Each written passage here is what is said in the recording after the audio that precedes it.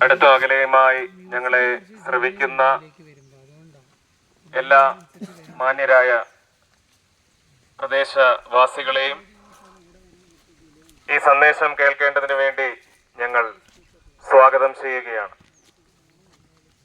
ലോകമെമ്പാടും ഡിസംബർ 25-ാം തീയതി യേശു ക്രിസ്തുവിന്റെ ജന്മദിനമായ ക്രിസ്തുമസ് ആഘോഷിക്കാറുണ്ട് എന്ന് നമുക്കെല്ലാവർക്കും അറിയാം. എന്നാൽ കേവലം ഒരു ദിവസം മാത്രം ഒതുങ്ങുന്ന ഒരു ആഘോഷത്തിൽ ഈ സന്തോഷം കെട്ടടങ്ങേണ്ടുന്നതാണോ എന്ന് നാം ചിന്തിക്കേണ്ടിയിരിക്കുന്നു. യേശുക്രിസ്തു ജനിച്ചപ്പോൾ സ്വർഗീയ ദൂതന്മാർ ഇപ്രകാരം ആട്ടിടയന്മാരായ സാധാരണക്കാരിൽ സാധാരണക്കാരായ ജനങ്ങളോട് പ്രസംഗിക്കുവാനായിട്ട് ഇടയായി തീർന്നു. സർവ്വജനത്തിനും ഉണ്ടാകുവാനുള്ള ഒരു മഹാസന്തോഷം ഞാനിന്ന് നിങ്ങളോട് അറിയിക്കുന്നു എന്ന് പറഞ്ഞാണ് അവരത് തുടങ്ങിയത്. യേശുക്രിസ്തുവിന്റെ ജനനം കേവലം ഒരു ദിവസം മാത്രം ഒതുങ്ങുന്ന ഒരു സന്തോഷം പ്രദാനം ചെയ്യുന്നതല്ല, മറിച്ച് ഒരു വ്യക്തിയുടെ ആയുഷ്കാലമൊക്കെയും അവന് മഹാസന്തോഷവും സമാധാനവും നൽകുന്ന ഒരു ദിനമായിരുന്നു യേശുക്രിസ്തു ഭൂമിയിലേക്ക് വന്നവതരിച്ച ദിവസം. യേശുക്രിസ്തു എന്തിനാണ് ഭൂമിയിലേക്ക് വന്നവതരിച്ചത്? നമുക്കറിയാം, ഈ ലോകത്തിൽ ഓരോ 2 സെക്കൻഡിലും ഒരു വ്യക്തി വീതം മരിച്ചുകൊണ്ടിരിക്കുന്നുണ്ട്. ഒരു ദിവസം ഏകദേശം 1.5 ലക്ഷത്തോളം ജനങ്ങൾ ലോകമെമ്പാടും മരണത്തിലേക്ക് കടന്നു പോകുന്നു. മരണം ഒരു യാഥാർത്ഥ്യമാണെന്ന് നമുക്ക് എല്ലാവർക്കും അറിയാം. പലരുടെയും വിയോഗങ്ങളെ കുറിച്ച് നാം കേൾക്കാറുണ്ട്. ഇതുപോലെ നാമും ഒരു ദിവസം ഈ ഭൂമിയിൽ നിന്ന് മരണം വഴിയായി മാറ്റപ്പെടും എന്നുള്ളത് ഒരു സത്യമാണ്. ഇന്ന് പകലിലും അല്ലെങ്കിൽ നാം ഈ സംസാരിക്കുന്ന സമയം വരെയും ആയിരക്കണക്കിന് വ്യക്തി ജീവിതങ്ങൾ ഈ ലോകത്തിന്റെ പല ഭാഗങ്ങളിലായി മരണപ്പെടുവാനായിട്ട് ഇടയായി തീർന്നു. പ്രിയമുള്ളവരെ, ഇവരാരും മരണത്തെ സ്വാഗതം ചെയ്ത് ഇരുന്ന ആളുകളായിരുന്നില്ല. മരണം പല വ്യക്തികളെയും നമ്മെ പോലെ തന്നെ ജീവിതങ്ങളെ കുറിച്ച് ലക്ഷ്യമുണ്ടായിരുന്ന അല്ലെങ്കിൽ സ്വപ്നങ്ങളും പദ്ധതികളും ഉണ്ടായിരുന്ന വ്യക്തികളായിരുന്നു അവരെല്ലാവരും. മരണം അവർ നനയാത്ത നാഴികയിൽ അവരെ തുടർന്ന് പിടിക്കുവാനായിട്ട് ഇടയായി തീർന്നു എന്ന് നാം മനസ്സിലാക്കണം. എന്തുകൊണ്ടാണ് മനുഷ്യൻ മരിക്കുന്നത്? ശാസ്ത്രം ഇത്രത്തോളം വികസിച്ചിട്ടും മരണത്തിൽ നിന്ന് മനുഷ്യന് ഒഴികഴിവ് പറഞ്ഞ് രക്ഷപ്പെടുവാൻ അല്ലെങ്കിൽ മരണത്തിൽ നിന്ന് ഓടി ഒളിക്കുവാൻ കഴിയുന്നതായ യാതൊരു കണ്ടുപിടുത്തങ്ങളും ഇന്നുവരെയും മനുഷ്യൻ കണ്ടെത്തിയിട്ടില്ല. കഴിഞ്ഞ ദിവസം ഞാൻ ഇപ്രകാരം കേൾക്കുവാനായിട്ട് ഇടയായി തീർന്നു. നമ്മുടെ ക്ഷീരപഥത്തിന് പുറത്തുള്ള ഒരു നക്ഷത്രത്തിന്റെ ഫോട്ടോ ഏകദേശം 1 മാസത്തിന് മുൻപാണ് നാസയ്ക്ക് ലഭിക്കുവാനായിട്ട് ഇടയായി തീർന്നത്. നാം എന്തെല്ലാം നേടിയെന്ന് പറഞ്ഞാലും ഈ അനന്തമായ പ്രപഞ്ചത്തിന്റെ ഒരു ചെറിയ അംശം പോലും നാം ഗ്രഹിച്ചിട്ടില്ലാത്ത കേവലമായ മനുഷ്യരാണ് എന്നുള്ള സത്യം നാം ഒരിക്കലും മറന്നു പോകരുത്. മനുഷ്യൻ പലപ്പോഴും ദൈവനിഷേധികളായി തീരുന്നു. ദൈവത്തിന്റെ വചനം ഇങ്ങനെ പറയുന്നു: ദൈവമില്ല എന്ന് മൂഢൻ തന്റെ ഹൃദയത്തിൽ പറയുന്നു. ഈ ലോകത്തിലെ ഏറ്റവും വലിയ മൂഢൻ ആരാണെന്ന് ചോദിച്ചാൽ ദൈവമില്ല എന്ന് പറയുന്നവനാണ് ഈ ലോകം കണ്ടതിൽ വെച്ച് ഏറ്റവും വലിയ മൂഢൻ. കാരണം ഈ നീലിമലയുടെ പ്രദേശത്ത് ഞാൻ നിൽക്കുമ്പോൾ എത്രത്തോളം സുന്ദരമാണ് ഇവിടുത്തെ ഫലവൃക്ഷങ്ങളും ഇവിടെ കാണുന്ന പർവ്വതങ്ങൾ, ഇതെല്ലാം എത്രയോ മനോഹരമാണ്. ഇതെല്ലാം എന്തോ ഒരു കാരണത്താൽ ഒരു സുപ്രഭാതത്തിൽ തന്നെയുളവായി വന്നു എന്നത് വിശ്വസിക്കുന്നവരെ മൂഢരെന്നല്ലാതെ എന്ത് വിളിക്കാൻ? ദൈവവചനം ഇങ്ങനെ പറയുന്നു: അവർ ദൈവത്തെ അറിഞ്ഞിട്ടും ലോക സൃഷ്ടി മുതൽ ഇന്നുവരെയും ദൈവത്തിന്റെ അദൃശ്യ ലക്ഷണങ്ങൾ അവന്റെ സൃഷ്ടിയിലൂടെ, സുന്ദരമായ മനോഹരമായ ദൈവത്തിന്റെ സൃഷ്ടിപ്പിലൂടെ, പ്രപഞ്ചത്തെ സൃഷ്ടിച്ച ആകാശവിധാനങ്ങളും നക്ഷത്രങ്ങളും എല്ലാം സൃഷ്ടിച്ച ഈ ദൈവത്തെ അറിഞ്ഞിട്ടും അവനെ ദൈവമെന്നോർത്ത് മഹത്വീകരിക്കുകയോ നന്ദി കാണിക്കുകയോ ചെയ്യാതെ തങ്ങളുടെ നിരൂപണങ്ങളിൽ വ്യർത്ഥരായി തീർന്നു എന്ന് പറയുകയാണ്. മനുഷ്യൻ ചിന്തിക്കുന്നത് കേവലം ഒരു ആപ്പിളിന്റെ വലിപ്പമുള്ള 3.5 പൗണ്ട് മാത്രം തൂക്കമുള്ള ഒരു ചെറിയ തലച്ചോറ് കൊണ്ടാണ്. ഈ തലച്ചോറിൽ ഉരുത്തിരിയുന്ന ചിന്തകൾ കൊണ്ട് ദൈവനിഷേധത്തിലേക്ക് കടക്കുന്ന മനുഷ്യനെ ദൈവവചനം വിളിക്കുന്നു, അവൻ മൂഢനാണ്. അതുകൊണ്ട് തന്നെയാണ് ഇതെല്ലാം കണ്ടിട്ടും ദൈവമില്ല എന്ന് ചിന്തിക്കുന്ന വ്യക്തി മൂഢനാണ് എന്ന് ദൈവവചനം പറയുകയാണ്. അവർ വഷളന്മാരായി മ്ലേച്ഛത പ്രവർത്തിക്കുന്നു എന്നാണ് അടുത്ത വാക്യത്തിൽ പറയുന്നത്. ദൈവമില്ല എന്ന് ഒരു മനുഷ്യനും ദൈവത്തിന്റെ മുൻപാകെ പോയിട്ട് ഇങ്ങനെ പറയുവാൻ കഴിയത്തില്ല. അയ്യോ ദൈവമേ, നീ ഉണ്ടായിരുന്നു എന്ന് എനിക്ക് അറിയുവാനായിട്ട് കഴിഞ്ഞില്ല എന്ന് പറയുവാനായിട്ട് കഴിയത്തില്ല. കാരണം ദൈവമുണ്ട് എന്ന് മനസ്സിലാക്കണമെങ്കിൽ ബൈബിൾ വായിക്കേണ്ടുന്നതിന്റെ ആവശ്യമില്ല. ഈ മനോഹരമായ പ്രപഞ്ചത്തിലേക്ക് ഒന്ന് കണ്ണോടിക്കുന്ന ഏതൊരു വ്യക്തിക്കും മനസ്സിലാകും ഇതെല്ലാം സൃഷ്ടിച്ചതിന്റെ പിന്നിൽ ബുദ്ധിവൈഭവമുള്ള സർവശക്തിയുള്ള ഒരു സൃഷ്ടാവുണ്ട് എന്ന് മനസ്സിലാക്കുവാനായിട്ട് കഴിയും. നമുക്കറിയാം, ഒരിക്കലും ഒരു വർക്ക്ഷോപ്പിൽ ഉണ്ടായ ഒരു ഭൂകമ്പം കൊണ്ട് ഒരു ബൈക്ക് ഉളവായി വന്നിട്ടില്ല. ഒരു വസ്തുവും നാം കാണുന്നതായ വസ്തുക്കളെല്ലാം നിർമ്മിച്ചതിന് പിന്നിൽ ഒരാളുണ്ട് എന്നത് 100% വിശ്വാസയോഗ്യമായ സത്യമാണ്. ഞാനിപ്പോൾ നിങ്ങളോട് സംസാരിക്കുന്ന ഈ മൈക്ക്, ഞങ്ങൾ കടന്നു വന്നതായ വാഹനമെല്ലാം തന്നെ ഒരു സുപ്രഭാതത്തിൽ ഉളവായി വന്നു എന്ന് പറഞ്ഞാൽ നിങ്ങൾ എന്നെ പൊട്ടനെന്ന് വിളിക്കും. അതുപോലെ തന്നെ പ്രിയമുള്ളവരെ, ഈ കാണുന്ന പ്രപഞ്ചമെല്ലാം ഇത്ര മനോഹരമായി സൃഷ്ടിക്കുകയും ഈ കാണുന്ന ചരാചരങ്ങൾക്കെല്ലാം ജീവനും ശ്വാസവും നൽകുന്ന ഒരു സർവശക്തിയുള്ള ദൈവമുണ്ട് എന്ന് ദൈവവചനം പറയുകയാണ്. എന്നാൽ ആ ദൈവത്തിൽ നിന്ന് എന്നേക്കും അകന്നുപോയ ആ മനുഷ്യനെ ദൈവത്തിന്റെ ആ ഒരു സ്നേഹത്തിലേക്ക് തിരികെ ചേർക്കുവാനായിട്ടാണ് കർത്താവായ യേശു ക്രിസ്തു ഈ ഭൂമിയിലേക്ക് കടന്നു വരുവാനായിട്ട് ഇടയായി തീർന്നത് എന്ന് ദൈവവചനം പറയുകയാണ്.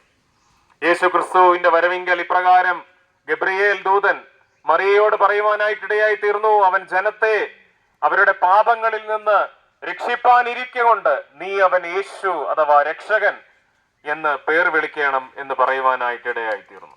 യേശു ക്രിസ്തു സാക്ഷാൽ രക്ഷകനാണ്. എന്തിനാണ് ഈ രക്ഷകൻ അവതരിച്ചതെന്ന് അറിയുമോ? പാപികളെ രക്ഷിക്കുവാൻ, പാപികളെ നിത്യമായ നരകത്തിൽ നിന്ന് രക്ഷിക്കുവാൻ, ദൈവത്തിന്റെ മക്കളാക്കി അവനെ തീർക്കുവാൻ വേണ്ടിയാണ് ഈ രക്ഷകൻ ഏകദേശം 2000-ഓളം വർഷങ്ങൾക്ക് മുൻപ് ബേത്ലഹേമിൽ കന്യകയുടെ ഉദരത്തിൽ ഒരു ഭ്രൂണമായി വന്നവതരിച്ച് ഈ ഭൂമിയിൽ ജനിക്കുവാനായിട്ട് ഇടയായി തീർന്നത്. നിങ്ങൾ ഇപ്രകാരം ചോദിക്കാം, അങ്ങനെയാണെങ്കിൽ ആരാണ് പാപി? ഈ ശബ്ദം ശ്രവിക്കുന്ന ഞാനൊരു പാപിയാണോ? ഇതിന്റെ ഉത്തരം നമുക്ക് നമ്മുടെ ചിന്തകളും നമ്മുടെ മനോമണ്ഡലങ്ങളും നമ്മുടെ വാക്കുകളും പ്രവൃത്തികളും എല്ലാം ഒന്ന് സ്കാൻ ചെയ്യുകയാണെങ്കിൽ നമുക്കതിന്റെ ഉത്തരം ലഭിക്കുവാനായിട്ട് ഇടയായിത്തീരും. ദൈവത്തിന്റെ വിശുദ്ധിയെ നാം ചിന്തിക്കുമ്പോൾ, ദൈവത്തിന്റെ മഹത്വത്തെ നാം ഗ്രഹിക്കുമ്പോൾ, ദൈവത്തിന്റെ ആ പരിശുദ്ധിയെ നാം യഥാർത്ഥമായി മനസ്സിലാക്കുമ്പോൾ നമുക്ക് നാം എത്രത്തോളം നികൃഷ്ടരായ വ്യക്തി ജീവിതങ്ങളാണെന്ന് മനസ്സിലാക്കുവാനായിട്ട് കഴിയും. പാപം എന്നതിന്റെ മൂലഭാഷയിലുള്ള അർത്ഥം ഇതാണ്: ലക്ഷ്യം തെറ്റുക. ദൈവം ഉദ്ദേശിച്ചതായ ലക്ഷ്യത്തിൽ നിന്ന് ആ സൃഷ്ടിയായ ദൈവത്തിന്റെ കേവലമായ സൃഷ്ടിയായ മനുഷ്യൻ വീണുപോകുവാനായിട്ട് ഇടയായി തീർന്നു. ഇങ്ങനെ ആദ്യത്തെ മനുഷ്യനായ ആദാം പാപം ചെയ്തതിലൂടെ തന്റെ സന്തതി പരമ്പരകളെല്ലാം പാപികളായി തീരുവാനായിട്ട് ഇടയായി തീർന്നു എന്ന് ദൈവവചനം പറയുകയാണ്. ഈ പാപത്തിൽ നിന്ന് മനുഷ്യനെ രക്ഷിക്കുവാൻ വേണ്ടി ദൈവിക കോടതിയിൽ പാപമില്ലാത്ത ഒരുവൻ പാപികളായ മനുഷ്യരുടെ ഈ ശിക്ഷ ഏറ്റെടുത്ത് മരിക്കേണ്ടത് അനിവാര്യമാണ്. ദൈവവചനം ഇങ്ങനെ പറയുന്നു, പാപത്തിന്റെ ശമ്പളം മരണം എന്ന് പറയുന്നു. പാപത്തിനൊരു ശമ്പളമുണ്ട്, അതും വാങ്ങിയിട്ടേ മനുഷ്യന് ദൈവത്തിന്റെ സന്നിധിയിൽ നിന്ന് പോകുവാനായിട്ട് കഴിയുകയുള്ളൂ. പാപം ചെയ്ത ഒരു വ്യക്തിക്ക് എനിക്കതിന്റെ ശമ്പളം വേണ്ട എന്ന് പറയുവാനായിട്ട് കഴിയത്തില്ല. അവൻ ചെയ്ത പാപങ്ങളുടെ ആ കൂലി അവൻ വാങ്ങിയേ മതിയാകൂ. പ്രിയമുള്ളവരെ, ദൈവം നമ്മളോട് കണക്ക് തീർത്താൽ, നമ്മുടെ പാപങ്ങളുടെ ആ ഒരു പരിഹാരം ദൈവം നമ്മളോട് ആവശ്യപ്പെട്ടാൽ നമുക്കതിനെ കൊടുത്തു തീർക്കുവാനായിട്ട് കഴിയത്തില്ല. പാപത്തിന് പരിഹാരമായിട്ട് യാതൊന്നും ദൈവത്തിന്റെ മുൻപാകെ ചിലവാവുകയില്ല. നാം കഴിക്കുന്നതായ യാഗങ്ങൾ കൊണ്ടോ നാം നേരുന്നതായ നേർച്ചകൾ കൊണ്ടോ നാം എന്തെല്ലാം പുണ്യപ്രവൃത്തികൾ ചെയ്താലും നമ്മുടെ ജീവൻ തന്നെ വെച്ചുകൊടുത്താലും പാപത്തിന് പരിഹാരമാവുകയില്ല എന്ന് ദൈവവചനം പറയുവാനായിട്ടിടയായിത്തീരുന്നു. നമുക്കറിയാം, ഞാൻ അല്പസമയം മുൻപ് ഇതേ സന്ദേശം മറ്റൊരിടത്ത് സംസാരിച്ചപ്പോൾ ഇപ്രകാരം പറയുവാനായിട്ട് ഇടയായിത്തീർന്നു. നമ്മുടെ ഒരു പരിചയക്കാരനായിട്ടുള്ള ഒരു ജഡ്ജി ഒരു കോടതിയിൽ ഉണ്ടെന്നിരിക്കട്ടെ. ഞാൻ അവിടേക്ക് കടന്നു ചെല്ലുകയാണ്. ഒരു കൊലപാതകം ചെയ്തിട്ട് ഞാൻ കടന്നു ചെല്ലുമ്പോൾ ആ വ്യക്തി ഇങ്ങനെ പറയുകയാണ്, നീ എനിക്ക് വേണ്ടപ്പെട്ടവനാണ്, അതുകൊണ്ട് ഞാൻ നിന്നെ ശിക്ഷിക്കാതെ വിടുന്നു എന്ന് പറഞ്ഞാൽ ആരും ആ വ്യക്തിയെ ഒരു യഥാർത്ഥ നീതിമാനായ ന്യായാധിപൻ എന്ന് വിളിക്കുവാനായിട്ട് ഇടയായി തീരുകയില്ല. കാരണം അന്യായമായ വിധിയാണ് എന്നോടുള്ള ആ ഒരു സ്നേഹബന്ധം കൊണ്ട് ഞാൻ ചെയ്തതായ കുറ്റത്തെ താൻ നിസ്സാരമായി കണ്ട് എന്നെ വെറുതെ വിടുവാനായിട്ട് ഇടയായി തീരുന്നു. അതുകൊണ്ട് ആ വ്യക്തിയെ നീതിമാൻ എന്ന് വിളിക്കുവാനായിട്ട് കഴിയത്തില്ല. എന്നാൽ ദൈവത്തെ പറ്റി പറയുന്നു, ദൈവം പരിപൂർണമായും നീതിമാനാണ്, അവൻ പരിശുദ്ധനാണ്. ദൈവത്തിന് നീതിരഹിതമായി യാതൊന്നും ചെയ്യുവാനായിട്ട് കഴിയത്തില്ല. അതുകൊണ്ട് തന്നെ പാപത്തിന്റെ ശിക്ഷ ദൈവത്തിന് നൽകുവാതിരിക്കുവാനായിട്ട് കഴിയത്തില്ല. പാപത്തിന്റെ ശിക്ഷ കൊടുത്തു തീർക്കുവാനായിട്ട് നമ്മെ കൊണ്ട് കഴിയുകയില്ല എന്ന് ഞാൻ പറഞ്ഞു കഴിഞ്ഞു. അങ്ങനെയാണെങ്കിൽ ഈ പാപത്തിന്റെ കരാട ഹസ്തങ്ങളിൽ നിന്ന് മനുഷ്യനെ രക്ഷിപ്പാൻ ആർക്കു കഴിയും എന്നുള്ള ഒരു ചോദ്യത്തിന് മറുപടിയായിട്ടാണ് കർത്താവായ യേശുക്രിസ്തു പാപികളെ രക്ഷിപ്പാൻ സാക്ഷാൽ രക്ഷകനായി ഭൂമിയിലേക്ക് വന്ന് അവതരിച്ചത്. അവൻ ജലത്തെ പാപങ്ങളിൽ നിന്ന് രക്ഷിക്കുന്നവനാണ്. അവൻ പാപങ്ങളിൽ നിന്ന് എങ്ങനെയാണ് രക്ഷിക്കുന്നതെന്ന് അറിയാമോ? അവൻ തന്റെ ശരീരവും തന്റെ രക്തവും പാപികളായ മനുഷ്യർക്ക് വേണ്ടി അർപ്പിച്ചുകൊണ്ട് നമുക്ക് വേണ്ടി അവൻ ബലിയായി ദൈവിക കോടതിയിൽ പാപിയായ ഏതൊരു മനുഷ്യന്റെയും പാപത്തിന്റെ ശമ്പളം അവൻ ഏറ്റെടുത്തുകൊണ്ട് ദൈവത്തിൽ നിന്നുള്ള നിത്യമായ വേർപാട് കാൽവറിയിലെ കുരിശിൽ യാഗമായി തീർന്നതിലൂടെ താൻ അനുഭവിക്കുകയും താൻ മരണം സ്വയം വരിക്കുകയും മരണത്തിൽ നിന്ന് മൂന്നാം നാൾ ദൈവത്തിന്റെ പരിശുദ്ധാത്മാവിന്റെ ശക്തിയാൽ താൻ ഉയർത്തെഴുന്നേൽക്കുകയും സ്വർഗാരോഹണം ചെയ്യുകയും ചെയ്തു.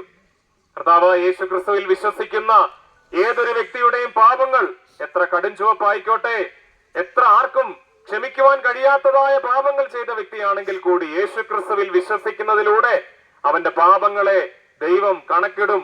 ആ പാപങ്ങൾ യേശു ക്രിസ്തുവിന്റെ മേൽ ചുമത്തി അവനെ സ്വതന്ത്രനായി വിട്ടയക്കുവാനായിട്ട് ഇടയായി തീരും എന്ന് ദൈവവചനം പറയുകയാണ്. കർത്താവ് യേശു ക്രിസ്തുവിൽ വിശ്വസിക്കുന്ന ഏവനും രക്ഷ പ്രാപിക്കും എന്നുള്ള ഒരു സദ്വാർത്ത ഞാൻ ഈ വൈകുന്നേര സമയത്ത് നിങ്ങളോട് സുവിശേഷിക്കുകയാണ്.